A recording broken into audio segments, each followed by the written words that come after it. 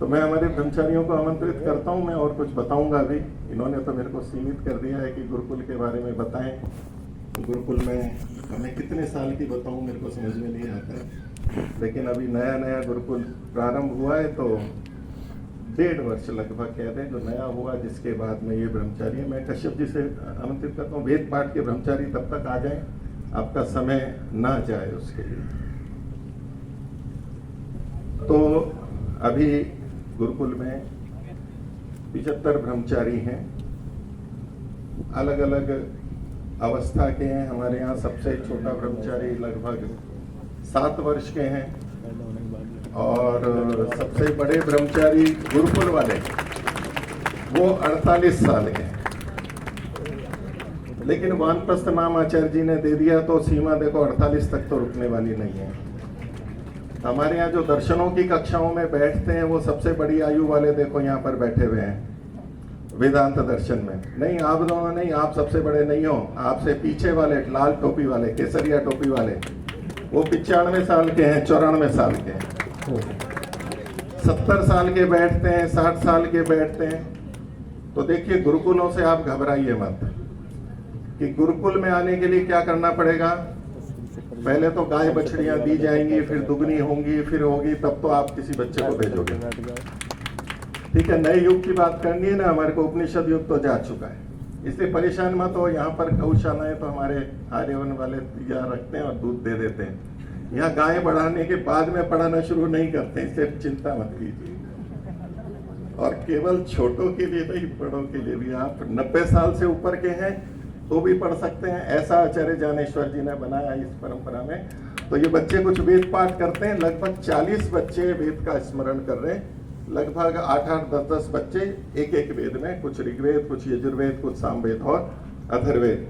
तो मैं हमारे नवीन आचार्यों को आमंत्रित करता हूँ। मैं शीतल जी को भी पकड़ता हूँ, बोले कि पुरानी पीढ़ी अधिक उत्साहित थी, तो प्रशंसा होती है, नए तो कम उत्साहित होते हैं। मैंने पिछली बार भी कहा था, देखो नयों को कम मत आंको। ये हमारे आर्यवन के जो नए हैं ना, नई पीढ़ी, ये आपसे कम है या अधिक है? ये अधिक है। देखो, तो शीतल जी ने कहा नई पीढ़ी में उत्साह कम नहीं, नई पीढ़ी में उत्साह अधिक है। और युवा की पहचान ही यही होती है जिसमें उत्साह अधिक होता है। तो देखिए, वेद मंत्र आप सुनिए उत्साह के साथ में। ओ अभी ये ब्रह्मचारी सभी आपके सामने ऋग्वेद का सस्वर पाठ सुनाएंगे। जैसा कि अभी मुनि जी ने बताया, 40 ब्रह्मचारी, लगभग 40 ब्रह्मचारी अभी वेदों का स्मरण कर रहे हैं। और प्रायः करके इनको सभी को 1 वर्ष ही हुआ है अभी ये करते हुए। जो सस्वर पाठ सीखते हैं तो स्वर आदि का ध्यान देना होता है, और इनको प्रतिदिन वेद मंत्र याद करने होते हैं। जैसे हम मंथली आरटी करते हैं, एक मंथ हम बीच में ना कर पाए तो हमारे को अगले महीने लोड पड़ता है या हमें बैंक पनिश करता है। इनके साथ ही ये प्रतिदिन की स्थिति है। इनको प्रतिदिन कुछ मंत्र इनको निश्चित होते हैं, वो याद करने होते हैं, सामर्थ्य भी बढ़ता है। तो अभी ये जो ऋग्वेद के नए ब्रह्मचारी हैं, और इनमें 2 ब्रह्मचारी पुराने हैं, जिनका लगभग 3 अष्टक, लगभग आधा ऋग्वेद होने को आया है, और बाकी अभी प्रारंभिक प्रथम अष्टक इनका पूरा हो रहा है। तो ये अभी आपके सामने ऋग्वेद का जो प्रथम सूक्त है उसका पाठ करेंगे। ओम दिव्यांशु जी स्वर उठाएंगे।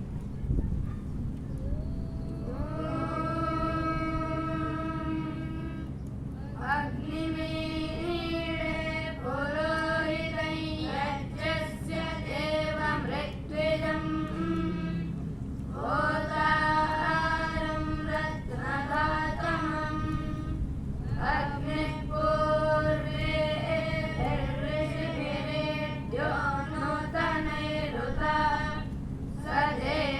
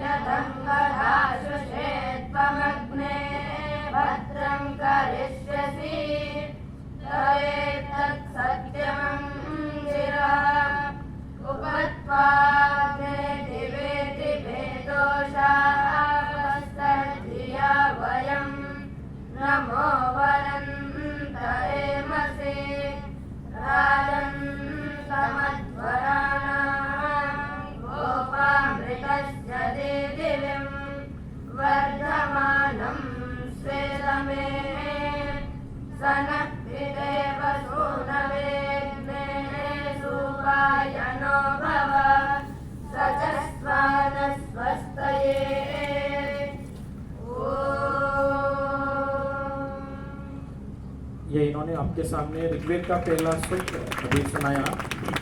ये जब नए नए आते हैं और इनको जब ऋग्वेद का आरंभ होता है, किसी भी वेद का आरंभ होता है, तो इनको एक मंत्र जो होता है उसको याद करना, उसको यथावत सस्वर याद करना, उसमें पहले प्रारंभ में 2-3 दिन 4 दिन लग जाते हैं, जो बिल्कुल नई शुरुआत से एकदम नए से सीख रहे हैं। फिर धीमे धीमे इनका अभ्यास होते होते इनका इतना अभ्यास होता है, ये अभी प्रतिदिन 5-7 मंत्र और प्रतिदिन याद करते हैं। और जब वेद पूरा होने लगता है, इतना सामर्थ्य आ जाता है कि अभी जो पुराने विद्यार्थी हैं प्रतिदिन 20-20, 25-25 मंत्र याद करते हैं। ऋग्वेद को पूरा याद करने के लिए कम से कम आपको 7 से 8 वर्ष, वो भी प्रतिदिन मंत्र करते हुए इतने वर्ष आपको लगेंगे। ये लोग बहुत अच्छे से पुरुषार्थ करके कर रहे हैं। ओम धन्यवाद। अब अथर्ववेद के ब्रह्मचारी आएंगे। गुरुकुल में मैंने आचार्य जी से पूछा कि कितने प्रांतों के ब्रह्मचारी हैं। मतलब 15 प्रांतों के ब्रह्मचारी हैं, पर एक संख्या कम रह गई थी। फिर होनी कितनी चाहिए थी? 16 होनी थी। 16 तो विशेष आयु होती है। इंडिगो में भी यात्रा करते हैं तो वहाँ एक कागज, कपड़ा आजकल लिखा मिलता था, 16 साल उसके पूरे हुए थे। इंडिगो एयरलाइंस है ना, उसके अभी शायद पिछले साल। तो जब जाते हर सीट के आगे लिखा हुआ रहता कि 16 ईयर्स, ऐसा कुछ था। तो देखिए 16 संख्या हम पूरी कर देते हैं। अब गुजरात के कितने ब्रह्मचारी हैं, उनसे तो 16 संख्या में पूर्ति करूंगा नहीं। तो नेपाल भी एक है, उसको भी हम जोड़ लेंगे। नेपाल के भी ब्रह्मचारी यहाँ पर है, तो संख्या कितनी हो गई? 16 हो गई। और गुजरात के कितने ब्रह्मचारी हैं यहाँ पर? तो हैं तो टीनेज के अंदर ही, लेकिन 16 नहीं है।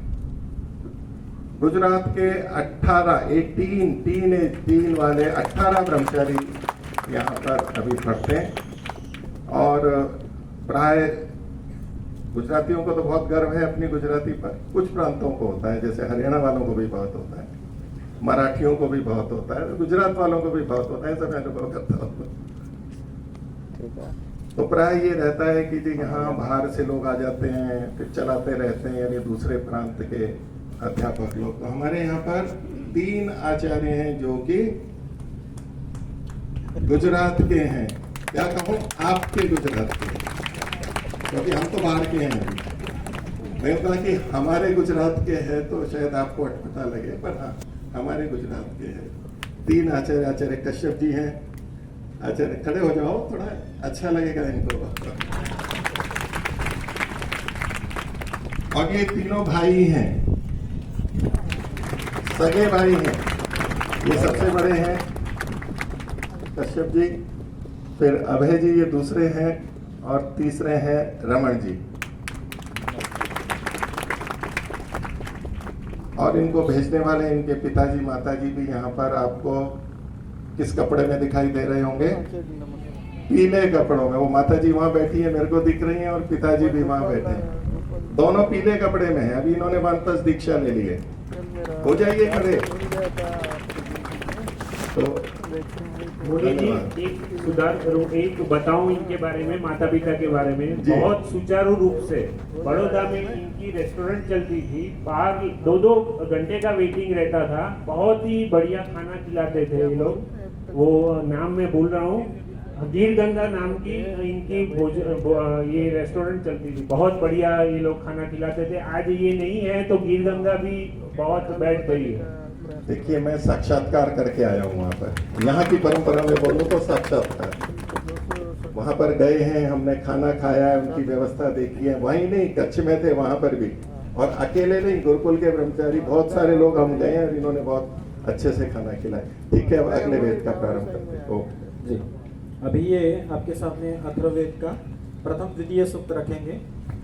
मैं जैसे कह रहा था कि प्रतिदिन ये मंत्रों को स्मरण करते हैं, तो वास्तविकता तो ये है कि हम जैसे जो थोड़े बड़े हैं, जिनका शरीर बड़ा है, वो एक रोटी खाते हैं तो वो जो ऊर्जा आती है वो हमारी तो इस शरीर में खपत हो जाती है, लेकिन इनकी वो खपत नहीं हो पाती। शरीर छोटा होता है, अब वो ऊर्जा खपत तो करनी है, कहीं पर वो लगानी है।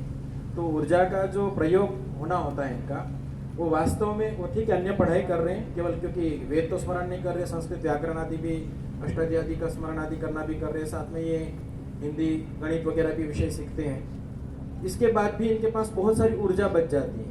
उसका जो प्रयोग करना होता है वो इनका वेद में होता है, उसके बाद भी बच जाती है इनकी ऊर्जा, जिसमें वो चंचलताएँ होती है। तो ये इस ऊर्जा के अंदर अभी ये जो छोटे होते हैं, इस छोटी आयु में वो शीघ्रता से स्मरण कर लेते हैं। अभी आपके सामने ये अथर्ववेद की प्रस्तुति देंगे ब्रह्मचारी ज्ञान जी।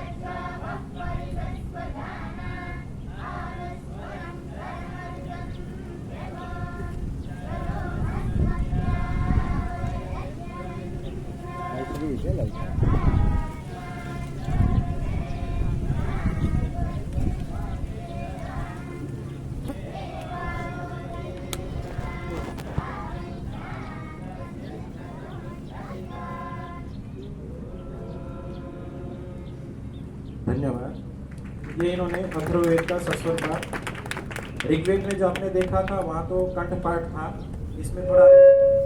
इसमें थोड़ा ये हाथ का भी अभ्यास करते हैं, हाथ से भी स्वर बताते हैं। उदात्त अनुदात्त जो स्वरित होता है, तो इसमें साथ में सहयोग भी होता है। जब हम मंत्र का पाठ कर रहे होते हैं तो जो स्वर बोल रहे होते हैं, तो आप लोगों ने किसी ने देखा हो, जब साउथ में जाएंगे आप तो वहाँ जो वेद पाठ कराते हैं तो बच्चे के बाल पकड़ते हैं, और बाल पकड़ के उनको जो प्रारंभिक अवस्था होती है उनको जब सिखाते तो अनुदात आएगा तो अग्निमी ईड़े, उनका बाल पकड़ के उनका अभ्यास कराया जाता है। तो उसमें सहयोग मिलता, बाद में धीमे धीमे उनका स्वर आ जाता है। यहाँ हम हस्त स्वर का प्रयोग करते हैं तो इसमें सहयोग मिलता है, स्वर का हमें पता चलता है। तो इन्होंने अभी अथर्ववेद की प्रस्तुति दी, आप सभी ने ध्यान से सुना। धन्यवाद। धन्यवाद जी। मेरे को लगता है कश्यप जी उस परंपरा का पालन यहाँ नहीं कर रहे होंगे या करते हैं, लेकिन आपने देखा होगा जो ऋग्वेद के पढ़ रहे थे ना, हस्त संचालन तो होता नहीं। आपने कई ब्रह्मचारी को देखा होगा यो कर रहे थे, तो क्योंकि वहाँ गले में ऊंचा नीचा उदात परुदात तो स्वरित, तो हाथ भी नहीं चलाने देते, और इन्होंने चोटी का अभ्यास से ऊंचा नीचा नहीं भी करवाया हो। हमें अंकुश जी को कहता हूँ अगले ब्रह्मचारियों को तब तक बुलाएंगे, लेकिन अथर्ववेद के ब्रह्मचारियों को आप बोलते हुए देखें ना, ऐसे ऐसे करते हुए आपको मिलेंगे। वो यहाँ कंठ में ऊंचा नीचा करते हैं, लेकिन थोड़ी थोड़ी गर्दन भी उनकी वैसे चलने लगती है। तो लगभग 38-40 बच्चे चारों वेदों को अलग अलग स्मरण कर रहे हैं। लगभग 30-35 बच्चे संस्कृत भाषा का अध्ययन, अष्टाध्यायी स्मरण आदि कर रहे हैं।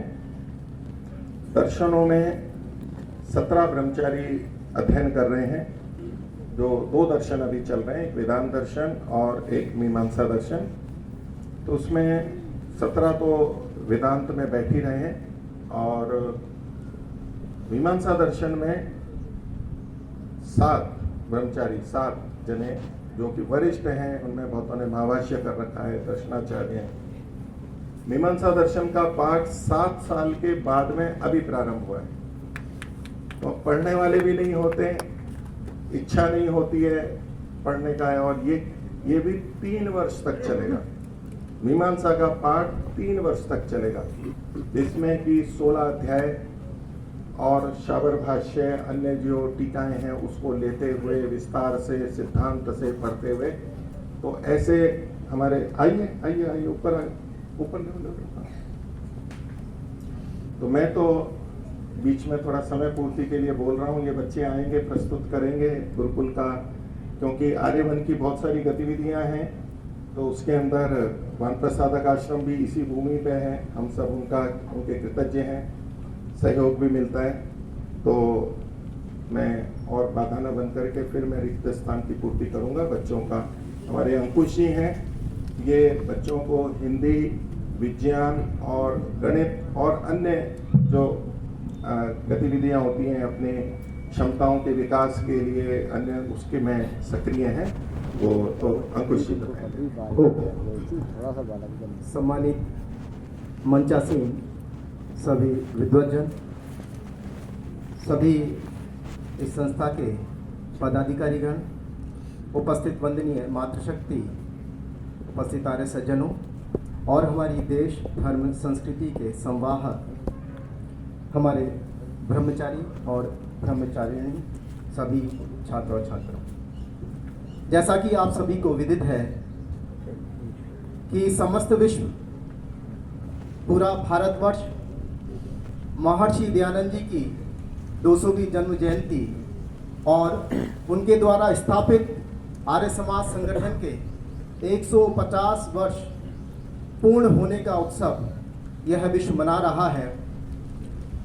ऋषि दयानंद जी के और आर्य समाज के हम सभी के ऊपर, इस मानव जाति के ऊपर, नारी जाति के ऊपर कितने उपकार हैं, हम उनके उपकारों से कभी भी पूर्ण नहीं हो सकते।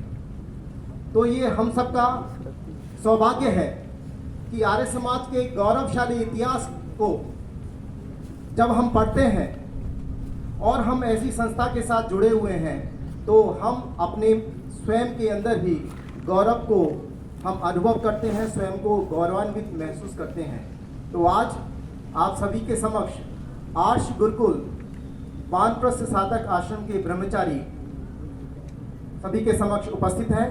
वो आप सभी के समक्ष रखेंगे कि आर्य समाज ने हम सब के लिए क्या किया, आर्य समाज के बलिदानियों ने, आर्य समाज के कार्यकर्ताओं ने, ऋषि दयानंद के भक्तों ने देश धर्म जाति के लिए क्या किया, वो आप सभी के समक्ष रखेंगे। लेकिन मैं उससे पूर्व आप सभी से निवेदन करूंगा, ये विद्यार्थी ब्रह्मचारी आप सभी के समक्ष खड़े हैं।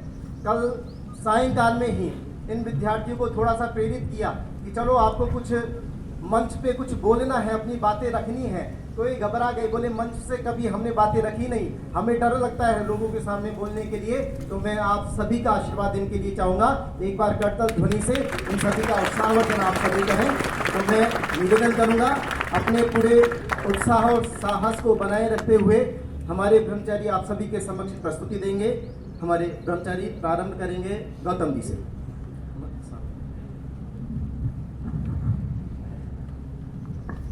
ओम ओम।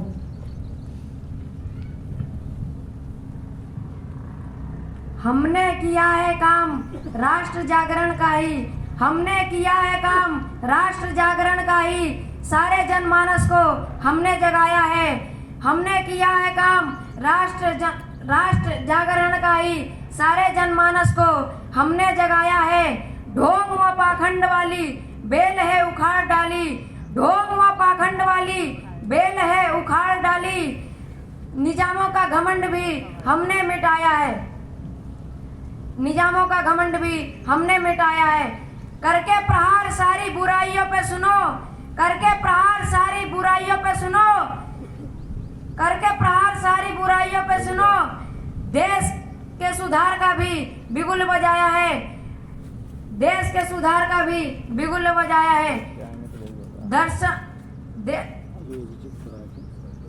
जिसे अपना करके ईश्वर को पा सकोगे, जिसे अपना करके ईश्वर को पा सकोगे। दुनिया को वेद पथ हमने दिखाया है, दुनिया को वेद पथ हमने दिखाया है। हमने उन्हें बचाया है जो मझधारों में लेटे हैं, हमने उन्हें बचाया है जो मझधारों में लेटे हैं। हमें गर्व कहने में है हम दयानंद के बेटे हैं, हम दयानंद के बेटे हैं। गुरुकुल वाली शिक्षा फिर से चलाई और वेदों का किया प्रचार सारे ही जहान में। गुरुकुल वाली शिक्षा फिर से चलाई और वेदों का किया प्रचार सारे ही जहान में। गुरुकुल वाली शिक्षा फिर से चलाई और वेदों का किया प्रचार सारे ही जहान में। संस्कृत भाषा फिर से पढ़ व पढ़ा करके, संस्कृत भाषा फिर से पढ़ व पढ़ा करके दिया है बढ़ावा संस्कृत भाषा के सम्मान में। शास्त्र और उपनिषदों को पढ़ने लगे हैं लोग, शास्त्र और उपनिषदों को पढ़ने लगे हैं लोग। हमने लगाया चित्त ईश्वर के ध्यान में, प्यारे देश भारत को एक करने के लिए, प्यारे देश भारत को एक करने के लिए हिंदी का प्रसार किया सारे हिंदुस्तान में, हिंदी का प्रसार किया सारे हिंदुस्तान में। ऋषि मुनियों की परिपाटी हम दिल में आज समेटे हैं, ऋषि मुनियों की परिपाटी हम दिल में आज समेटे हैं। हमें गर्व कहने में है हम दयानंद के बेटे हैं, हम दयानंद के बेटे हैं। ओम।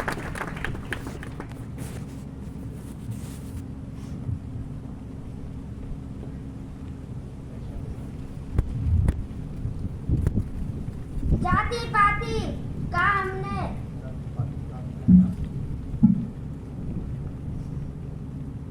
जाति पाति का मिटाया हमने सदा ही भेद, जाति पाति का मिटाया हमने सदा ही भेद। बिछड़ों को हमने ही सीने से लगाया है, जाति पाति का मिटाया हमने सदा ही भेद। बिछड़ों को हमने ही सीने से लगाया है। हो गए विधर्मी हमारे जो थे सधर्मी भाई, हो गए विधर्मी हमारे जो थे सधर्मी भाई। वापस ले आए उन्हें अब आर्य बनाया है, अब आर्य बनाया है। बाल विवाह सती प्रथा बंद करवाए और बाल विवाह सती प्रथा बंद करवाए और बाल विवाह सती प्रथा बंद करवाए और अधिकार नारियों को शिक्षा का दिलाया है, अधिकार नारियों को शिक्षा का दिलाया है। ढोंग व आडंबरों के जाल से निकाल कर, ढोंग व आडंबरों के जाल से निकाल कर यज्ञ करना कराना हमने सिखाया है, यज्ञ करना कराना हमने सिखाया है।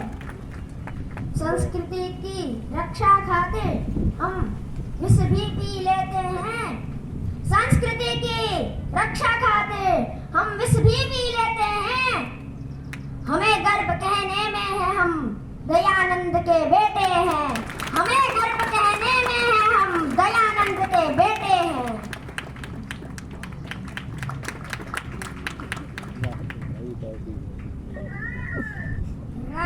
इनका भी कुछ बुलवा दो। राष्ट्र अस्मिता के लिए हम बस हो गया। राष्ट्र अस्मिता के लिए हम लड़ते रहे हैं, राष्ट्र अस्मिता के लिए हम लड़ते रहे हैं। पाने को स्वतंत्रता दिया है निज खून, पाने को स्वतंत्रता दिया निज खून है। पढ़कर के सत्यार्थ पाया हमने प्रकाश, पढ़कर के सत्यार्थ पाया हमने प्रसाद प्रकार। फांसी चढ़ने का आया जिससे जुनून है, फांसी चढ़ने का आया जिससे जुनून है। स्वामी दयानंद से पाकर के प्रेरणा, स्वामी दयानंद से पाकर के प्रेरणा। सर्दी ने देखी नहीं देखा मई जून है, सर्दी ने देखी नहीं देखा मई जून है। बनकर बिजनेस शेखर भगत सिंह, बनकर बिजनेस शेखर भगत सिंह। नीच अंग्रेज दिए गोलियों से भून है, नीच अंग्रेज दिए गोलियों से भून है। भारत माता की खातिर हम फांसी पर चढ़ लेते हैं,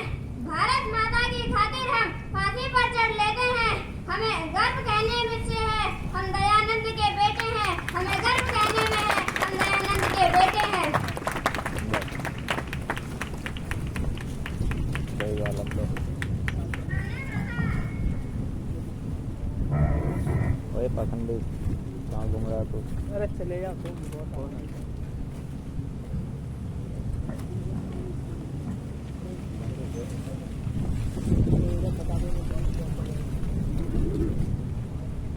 हे आर्यो, समूचा राष्ट्र तुम्हें पुकारता है। हे आर्यो, समूचा राष्ट्र तुम्हें पुकारता है। इस राष्ट्र की रक्षा हमेशा तुम ही करोगे। इस राष्ट्र को हमेशा तुम ही बचाओगे। ऋषि दयानंद के बताए पथ पर चलो। ऋषि दयानंद के बताए पथ पर चलो। ढोंग व आडंबरों से तुम ही बचाओगे। ढोंग व आडंबरों से तुम ही बचाओगे। नास्तिक अधर्मियों के जाल से निकालकर मुक्ति पथ दुनिया को तुम ही दिखाओगे। मुक्ति पथ दुनिया को तुम ही दिखाओगे। तृणवंतु विश्वम मार्य जब गूंजेगा तो सच्चे पूत ऋषि दयानंद के तब ही कहलाओगे। सच्चे पूत ऋषि दयानंद के तब ही कहलाओगे। वेद जान लेकर के दिल में हम तूफान समेटे हैं। वेद जान लेकर के दिल में हम तूफान समेटे हैं। हमें गर्व कहने में है हम दयानंद के बेटे हैं। हम दयानंद के बेटे हैं। धन्यवाद ब्रह्मचारियों का भी और अंकुश जी का भी। मेरा ये विचार था कि एक कविता के बाद में हमारे ब्रह्मचारी जितेंद्र जी कुछ बोले, पर उनका विषय ब्रह्मचारी जी ने बोल दिया गुरुकुल आधुनिक और शिक्षा पद्धति। विषय तो वही था। समय भी कम है, 40 मिनट थे, लेकिन कुछ विलंब से हुआ और कुछ समय हुआ और थोड़ी मैं समय की और मांग करता हूँ। दीक्षा तो हम ले ही सकते हैं, लेकिन हाँ गुरुकुल के बारे में मैं थोड़ी सी बात कह देता हूँ। ये नहीं कहते, मैं कह देता हूँ। गुरुकुल भी आजकल आधुनिक हैं। इन्होंने अंकुश जी ने कहा कि भाई डरो मत। मैं सोचा गुजरातियों के सामने तो डरने की जरूरत है ही नहीं, बड़े उदार होते हैं। ठीक कह रहा हूं मैं, उदार होते हैं क्योंकि मधुर खाते हैं। लेकिन अपनी जितना तक गुजरातियों से वैसे डरना नहीं होता है, लेकिन गुजरातियों से जितना डरना होता है ना, वो अपने कुछ आदमियों में डाल देते हैं बस। बाकी तो सब डराते नहीं है। लेकिन यहाँ से महर्षि दयानंद निकले तो उनसे सब डरते हैं। सरदार पटेल निकले तो उनसे सब डरते हैं। और 2 नाम अभी भी हैं जिनसे सब डर रहे हैं। तो इन्होंने अपना जो डराने का था वो सब दे दिया। अब इनसे डरने की जरूरत नहीं है। गुजरात के तो बड़े, तो मैं कह देता हूँ कुछ। और पहले मैंने क्षमा याचना तो कर ही ली है सबसे। तो आपने देखा गुरुकुलों में नकल कैसे होती है? गुरुकुल में नकल कैसे होती है? आधुनिक ही नहीं, गुरुकुलों में भी नकल होती है। और कौन करवा रहे थे नकल? अभी आचार्य नकल करा रहे थे, क्योंकि भूल रहे थे ना, तो ये बोल रहे थे बीच में। आपको पता लगा और रोको। ये आजकल के गुरुकुल हैं यहाँ, और सबके सामने, और कम से कम गुजरातियों के सामने नकल कराई जा सकती। मैं तो आपसे ज्यादा निर्भय था। मैंने तो इनको कहा कि भाई कल ही बच्चे याद कर रहे हैं, कल ही तो शाम को तय हुआ, सुबह याद किया, बच्चे भूलेंगे। तो मैं तो थोड़ा ज्यादा नकल करवाने वाला था। मैंने कहा भाई पर्चा लेकर के खड़े हो जाए, बोल दे। तो मैं तो आपसे ज्यादा था कि आप परेशान दुखी नहीं होंगे, आप क्षमा करेंगे गुरुकुलों की नकल का भी। पर हमारे आचार्य जी ने हमारी लाज रख ली कि पर्ची तो सीधे सीधे आपके सामने नहीं लाई, बीच बीच में ये बोलते रहे। बड़ा असमंजस है, क्या बोलूं नहीं बोलूं। मेरे को बोलना तो बहुत था। दिनेश जी को फिर पकड़ लेता हूँ। दिनेश जी मैंने कहा क्यों 17वां नहीं हो रहा है? तो कई बातें पता लगती हैं, जैसे आज चोटी का महत्व भी पता लगा। अब आप आगे प्रवचनों में आर्य समाज के मंचों पे कह सकते हैं चोटी का एक लाभ ये भी है, वो मैंने भी पहली बार सुना है, आप कह सकते हैं। और दिनेश जी क्यों नहीं ले रहे हैं, तो एक वाक्य इन्होंने बोला, तो पहन लिया सो पहन लिया। तो उन्होंने सफेद पहन लिया तो शायद पहन लिया सो पहन लिया। अब ये लाल नहीं बदलने वाले, शायद इनका सूत्र हो। तो मेरे को भी साहस आया। मैं सोच रहा था नीचे बैठ के बोलूं चाहे यहाँ बैठ के बोलूं। मैंने कहा भाई बैठ गए जो बैठ गए, अब नहीं उठना है। और आप लोग तो उदार है, उदार करते कि इसलिए मैं यही बैठा हूँ। नहीं तो आपको ध्यान होगा पिछली बार मैं नीचे बैठा था। तो चलो हमारे एक ब्रह्मचारी यहाँ आ जाए, थोड़ा सा आप समय देंगे। वैसे मैं नई रीति से प्रवचन देने वाला था, पर अब समय नहीं है। मैं ब्रह्मचारी की कविता सुनेंगे या तो मैं कुछ बुलाऊं?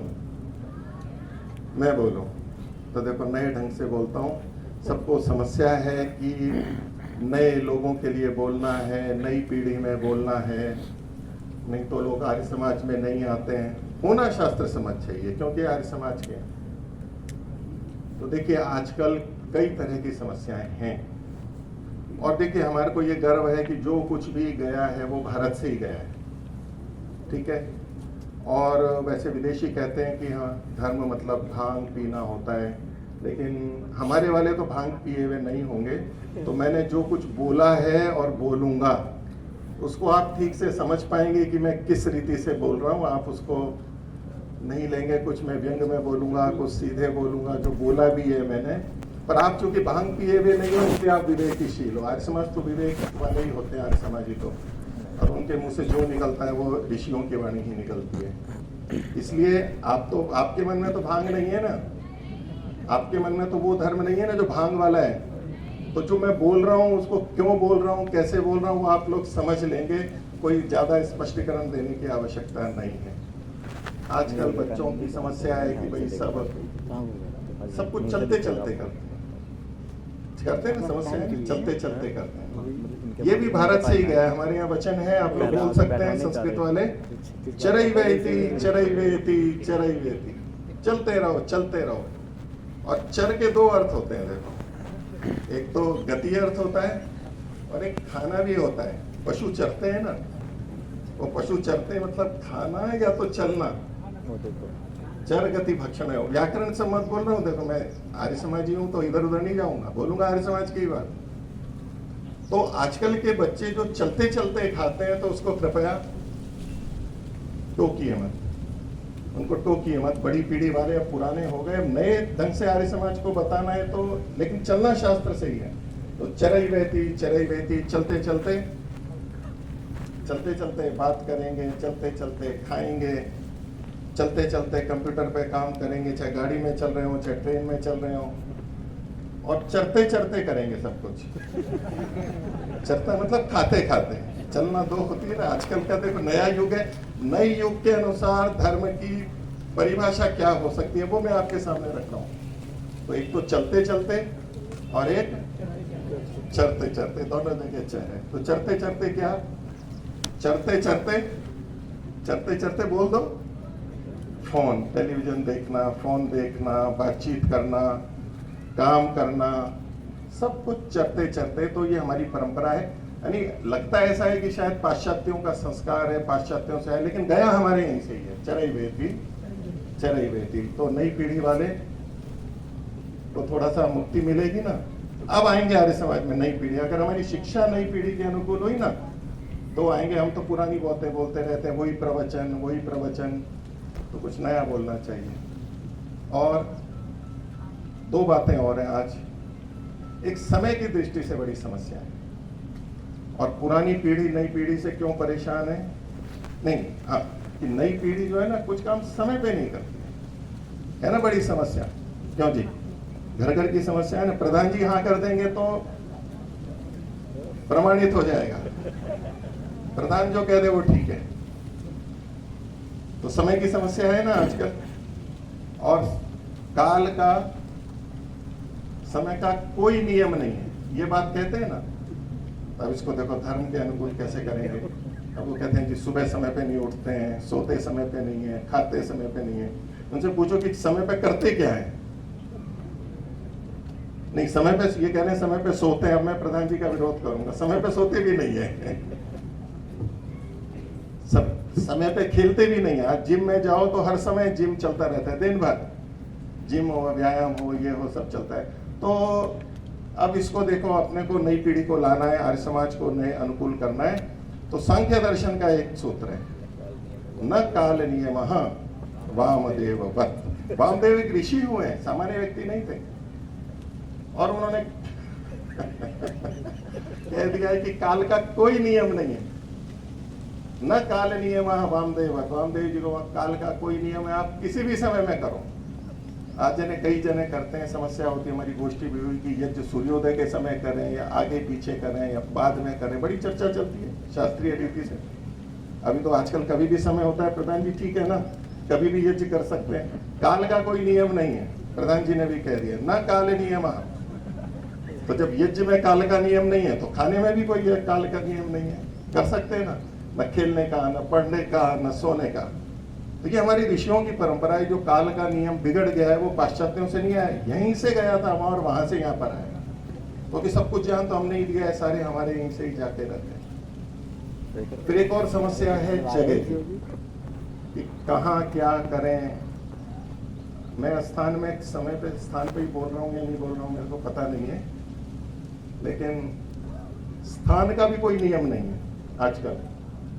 कहीं भी खाएंगे, कहीं भी पिएंगे, कहीं भी जाएंगे, कहीं भी कुछ भी है ना, समय का छूट रहती है ना भाई, कुछ स्थान निश्चित रहता है ना कि भाई यहीं पर ही ये कार्य होना चाहिए। लेकिन आजकल थोड़ी छूट हो गई है, तो उसके लिए भी सांख्य दर्शन का, सांख्य से बढ़ करके तो ज्ञान है नहीं। देखिए सबसे बड़ा ज्ञान है सांख्य का। वो कहते हैं न स्थान नियम, स्थान का भी नियम नहीं है। आप कहीं भी बैठ जाओ, योग्य हो अयोग्य हो, कहीं भी बैठ जाओ बस, कहीं भी बैठ जाओ, कहीं भी कुछ भी हो जाओ। तो न स्थान नियम, स्थान का कोई नियम नहीं है, आप कहीं भी कुछ भी करो। अभी हमें समस्या है कि विदेशों में कुछ होता है, यहाँ भारत में भारतीय संस्कृति में वहाँ किसी भी स्थान पर कुछ भी करते हैं, तो स्थान का कोई नियम नहीं है। तो सांख्यकार ने भी कहा न स्थान नियम, स्थान का कोई नियम नहीं है। क्यों? बोले चित्त प्रसादात, जहाँ चित्त की प्रसन्नता हो वहां जो कुछ करना है कर लो। स्थान, मन की प्रसन्नता होनी चाहिए बस, स्थान का कोई नियम नहीं है। छूट है, छूट है। एक छूट और कह देता हूँ, थोड़ी सी छूट लेके आपसे, समय अधिक हो रहा है। ये आजकल कहा जाता है, सांख्य का ही सहारा लेता हूँ, अभी मैंने दूसरे दर्शनों को नहीं पकड़ा है। एक और अच्छा सा बिंदु था वैसे, यार सब कुछ जल्दी जल्दी करते हैं, जल्दी जल्दी करते हैं। मैं बहुत सारे दर्शन के और हमारे प्रमाण लेके आया था कि भाई जल्दी जल्दी के लिए बहुत कहते हैं। मैंने विषय उठा लिया है तो जल्दी जल्दी बोल देता हूँ। आप सब कुछ कहते हैं, जल्दी जल्दी खाते हैं, जल्दी जल्दी बोलते हैं, जल्दी जल्दी भागते हैं। हमारी संध्या में क्या लिखा है? धर्मार्थ का मोक्षाणाम सत्य सिद्धिर भवेन, यहीं से गया है वो सत्य। सत्य शीघ्र शीघ्र होना चाहिए। योग दर्शन में समाधि के लिए क्या लिखा? समाधि की शीघ्रता का उपाय क्या है? शीघ्रता का उपाय क्या है? तो क्या कहा? तीव्र संवेगा नाम आसन्न, और फिर मृदु मध्य करके उसमें भी तीव्र है, फिर ईश्वर प्रणिधात बाद शीघ्र है, शीघ्र है। अब ये परंपरा महर्षि दयानंद की दूसरी जगह चली गई, हम तो स्वीकार नहीं करते। महर्षि ने भी व्याकरण पढ़ने के लिए कितना समय बताया है? 3 वर्ष। और हम कितने पढ़ते हैं? 6 वर्ष पढ़ते हैं। तो महर्षि तो शीघ्रता के पक्षधर थे। और आर्य किसे कहते हैं? आर्य श्रेष्ठ होता है। तो श्रेष्ठ तो तब बनेंगे जब हम जल्दी जल्दी करेंगे। और आर्य कौन होता है? अग्नि का उपासक होता है। और आर्य कौन होता है? अग्रणी होता है। तो आगे कौन जाएगा? अग्रणी कौन होगा? तो तेजी से जाएगा तभी तो आगे जाएगा। तो तीव्रता तो हमारे आर्यों की है, शीघ्र है। और यहाँ भी आर्यवन में सबसे पहले जो पेड़ रखे गए थे आर्यवन में, वो भी बहुत शीघ्र बढ़ने वाले थे। तो खैर शीघ्रता तक तो हो गया। एक और करके समाप्त करता हूँ। अंतिम सांख्य दर्शन के अंतिम सूत्र पूछ देता हूँ बस। वो क्या कि ये करो वो करो, तो बोले नहीं ठीक है, बहुत सारे नियम बताए। फिर अंत में क्या कहा? यदवा तदवा, यदवा तदवा तदुच्चित्ति पुरुषार्थ है तदुच्च। यदवा तदवा मतलब ये न कहने प्रकार है ना, जैसे भी चाहे वैसे करो। इसकी छूट किसने दी है? सांख्य दर्शन। हम सोचते हैं कि हमारा बहुत बंधा हुआ है, ये करो वो करो वो करो। हमारे यहाँ बहुत छूट दी है। यथाभिमत ध्यानाद्वा, वहां भी छूट दे दी है। यदवा तदवा ये न कहने प्रकार है ना। तो धन कैसे कमाना चाहिए? धन कैसे कमाना चाहिए? हमारा जीवन धन के लिए होना चाहिए या धर्म के लिए होना चाहिए? धर्म के लिए। और धर्म धन के लिए होना चाहिए, धन धर्म के लिए होना चाहिए। तो देखो आप सब धार्मिक धन वाले हैं, आपने धर्म के लिए धन दिया, लेकिन बच्चों को कहेंगे तो वो कहेंगे नहीं जी धन धर्म के लिए नहीं है। तो वो भी देखो आपको बताता हूं मैं। हमारे यहाँ 4 पुरुषार्थ बनाए, धर्म अर्थ काम और मोक्ष। तो धर्म किसके लिए है? अर्थ के लिए है और काम के लिए है। अर्थ और काम धन के लिए नहीं है। अब देख लीजिए, धन पहले ले लिया और उसको कुछ धर्म में लगा दिया। एक तो वो स्थिति है जो कि बहुत चल रही है, और एक वो स्थिति हो कि धर्म पूर्वक ही धन कमाया जाए, धर्म पूर्वक ही कामना की जाए, और फिर ये तीनों हो मोक्ष के लिए। तो धन धर्म के लिए खर्च करेंगे या धर्म का उपयोग धन कमाने में करेंगे? दोनों में से कौन सा लाभदायक है? धर्म का उपयोग धन के लिए करेंगे, मतलब धन का उपयोग धर्म के लिए नहीं करना है। जैसा कि हमारे बच्चे करते हैं, वो धन का उपयोग किस में करते हैं? नहीं, कामना के लिए करते हैं ना, घूमने फिरने। अब ये बड़े लोग सब परेशान हैं, ये हम तो बचा के पैसे देते हैं, ये एक बार होटल में जाते हैं और हजारों रुपए खर्च कर देते हैं। कहते हैं ना इतने, अरे भाई इसमें से थोड़ा 10, 2, 3, 4 हजार बचा के अपनी संस्थाओं को दे दो। ये कहते कहते परेशान हो जाते हैं, कुछ मान लेते हैं, कुछ नहीं मानते हैं। लेकिन हमारे क्या किया? धर्म पूर्वक अर्थ। तो धर्म है अर्थ के लिए, और अर्थ किसके लिए? कामनाओं की पूर्ति के लिए। बच्चे यही तो कर रहे हैं ना, धन का प्रयोग कर रहे हैं। मैं देखो नया ढंग से धर्म की व्याख्या कर रहा हूँ ताकि नए लोग आए। तो मैं सोचता हूँ बहुत समय ले लिया है, क्षमा करूंगा। बोलना तो मेरे को और भी था, लेकिन समय हो गया है। धन्यवाद। और फिर से कहता हूँ, मैंने जो नए तरीके से बोला है उसके लिए किसी को कष्ट हुआ हो, क्षमा हुई हो। और मेरे ख्याल से अफीम तो आपने खाई नहीं है, मेरी बातों का गलत अर्थ नहीं ले लेंगे, बिल्कुल सही अर्थ लेंगे, ऐसा मुझे आप सब पर विश्वास है। यदि आप संस्कृत सीखने की ऑनलाइन कक्षा में जुड़ना चाहते हैं तो आप हमें दिए गए नंबर पर संपर्क करें, हम आपको ऑनलाइन कक्षाओं में जोड़ लेंगे। बंधुओं, यदि आप संस्कृत सीखने की कोई पुस्तक ढूंढ रहे हैं तो भी आप हमें दिए गए नंबर पर संपर्क करें, हम आपको संस्कृत सीखने की पुस्तक उपलब्ध कराएंगे।